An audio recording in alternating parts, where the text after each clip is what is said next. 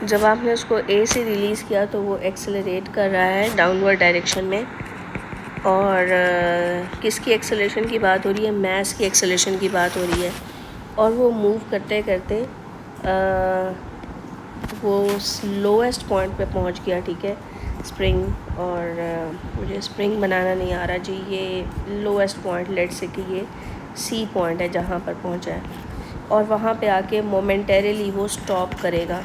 और हमारा जो कंसर्न है वो इस बात के साथ है कि अब जो वो लोएस्ट पॉइंट पे पहुंचा है तो अब उसकी एक्सटेंशन कितनी हुई है। और मैंने जो प्रीवियस केस में उसको लोएस्ट पॉइंट पे मूव करना अलाउ किया था, लोअर किया था उसे, तो उस वक़्त की एक्सटेंशन और ये अब वाली एक्सटेंशन को हम लोगों ने कंपेयर करना है।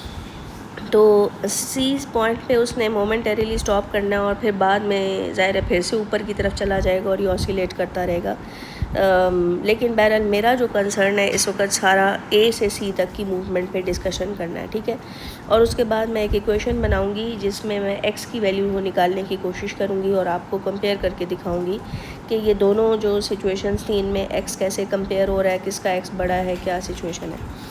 तो हम ये कर लेते हैं कि जब इसने ए पॉइंट से आपने रिलीज़ किया, पहले तो उसकी ओरिजिनल लेंथ L0 थी ए पॉइंट पे, जैसे ही छोड़ेंगे तो वो एक्सटेंड होना शुरू हो जाएगा, क्योंकि जाहिर सी बात है आपका मैस यहाँ पहुँच गया है तो ये एक्सटेंशन आ गई और नीचे आएगा और ज़्यादा एक्सटेंशन आ गई, ठीक है ना।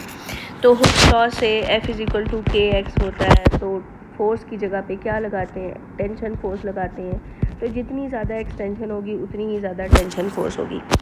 और ग्रेविटेशनल पुल तो ऑल द टाइम उस पर लग ही रही है, ठीक है, वेट तो आपके मैस पे मुसलसल एक्ट कर ही रहा है। तो हम फिर ऐसा करते हैं कि एक रिजल्टेंट फोर्स की इक्वेशन बना लेते हैं, किसके लिए?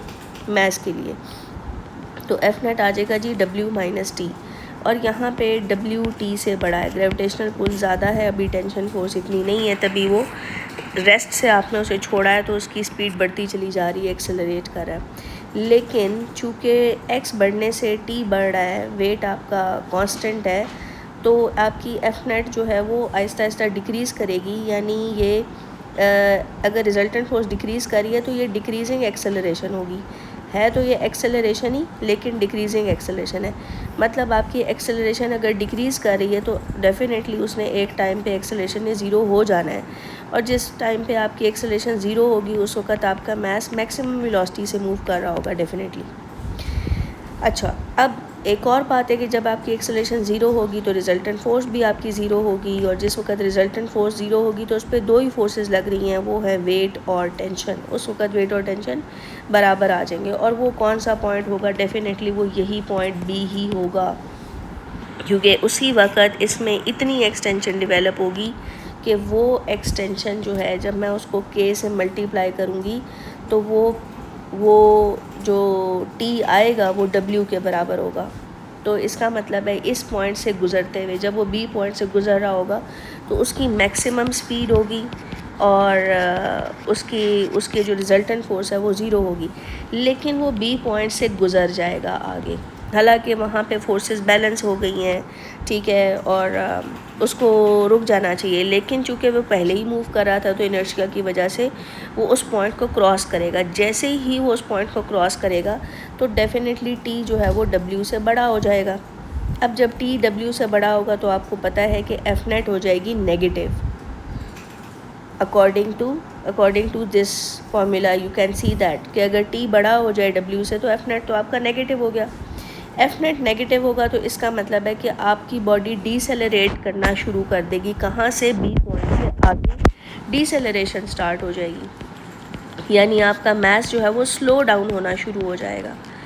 अब वो स्लो होना शुरू हो गया है तो अब इक्वेशन दोबारा से बनाएं फिर से, तो अभी भी W-T ही होगा, क्योंकि आपको तो पता ही है कि जो क्या कहते हैं, जिस डायरेक्शन की मोशन हो उस डायरेक्शन की फ़ोर्स को पहले लिखा जाता है। तो वो मैंने किया है जी, अपना रूल फॉलो किया है। तो टी यहाँ पे जो सब्जेक्ट टी को बना लेते हैं, क्योंकि मैं आपको पता ही है कंसर्न हूँ कि एक्सटेंशन निकालूँ किसी तरह सी पॉइंट पे, यानी जब आप मैक्सिमम वो लोअर हो चुका होगा लोएस्ट पॉइंट पे तो उस वक्त कितनी एक्सटेंशन है, तो वो तो टी से ही निकल सकती है।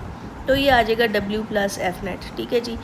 अब आप T की जगह KX लगा दें तो ये W प्लस एफ नेट आ जाएगा, और आप देख रहे हैं कि X को सब्जेक्ट बनाएं तो W plus F net divided by K आएगा।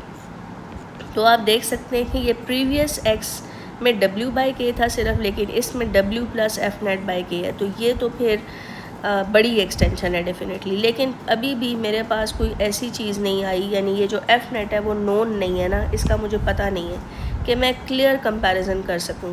तो इसके लिए फिर मुझे एनर्जी इक्वेशन का सहारा लेना पड़ेगा, वो ज़्यादा इजी हो जाएगा। तो ले जी, हम एनर्जी इक्वेशन का अगर सहारा ले लें तो हम ये समझते हैं कि जब आपका मास पॉइंट ए पे था, ठीक है, जब आपने उसे रिलीज़ किया था तो उसके पास कोई इनिशियल GPE थी, GPE इनिशियल, और जब फिर आपने उसको रिलीज़ कर दिया और वो लोएस्ट पोजीशन पे चला गया C पॉइंट पर, तो वो GPE उसकी फ़ाइनल है। और उसने जितनी हाइट फॉल की है basically that is equal to extension in the spring.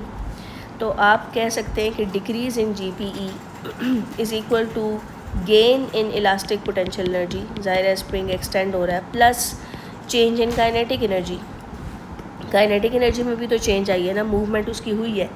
लेकिन एक और मज़े की बात है कि ए से जब वो चला था तब भी वो रेस्ट पे था, C पे जब वो आया है तो तब भी वो स्टॉप हो गया। तो इसका मतलब है total gain in kinetic energy, change in kinetic energy zero ही होगा।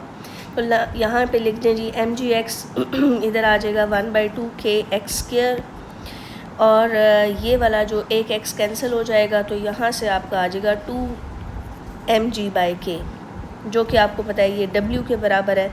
तो यहाँ पे सॉरी मैंने ये k लिख दिया, तो ये जो एक्सटेंशन है ये 2w/k होगा। तो प्रीवियस में आप देख सकते हैं कि ये x जो था वो w/k के बराबर था, और अब जो x है वो 2w/k, यानी डबल हो जाएगी एक्सटेंशन अगर आपने उसे फॉल करना अलाउ किया तो। और यहाँ पे ये जो एक्सटेंशन है ये इसलिए आप देख सकते हैं कि डिफरेंट होगी उससे, क्योंकि यहाँ पे फोर्स की वैल्यू असल में डिफरेंट थी। प्रीवियस केस में जो आपकी टेंशन फोर्स थी वो सिर्फ वेट के बराबर थी, और इस केस में जो टेंशन फोर्स थी उसमें वेट के अलावा एक और टर्म ऐड हो रही थी, और वो टर्म इसलिए ऐड हो रही थी क्योंकि वो मोशन में था। इस वाले सीन में हमने उसे मूव नहीं करने दिया, हमने आहिस्ता आहिस्ता उसको लोअर किया है, ठीक है जी। तो ये सारी स्टोरी है। अब हम इस क्वेश्चन पे आते हैं। तो ये कह रहे हैं कि स्प्रिंग कांस्टेंट ये है, मास उसका ये है, और आपने उसको रिलीज़ किया है, फॉल करता है वो, तो डेफ़िनेटली फिर ये दूसरे वाला केस है जो अभी अभी हमने डिस्कस किया है। तो ये जी आप वैल्यूज़ लगाएंगे तो आपकी एक्सटेंशन ये निकल आएगी। और अगर आप इसको ये समझते हैं कि आपने फॉल करना इसको अलाउ नहीं किया, अगर ये फॉल नहीं करता स्लोली रिलीज़ करता है, तो फिर एक्सटेंशन इसकी ये निकलती है।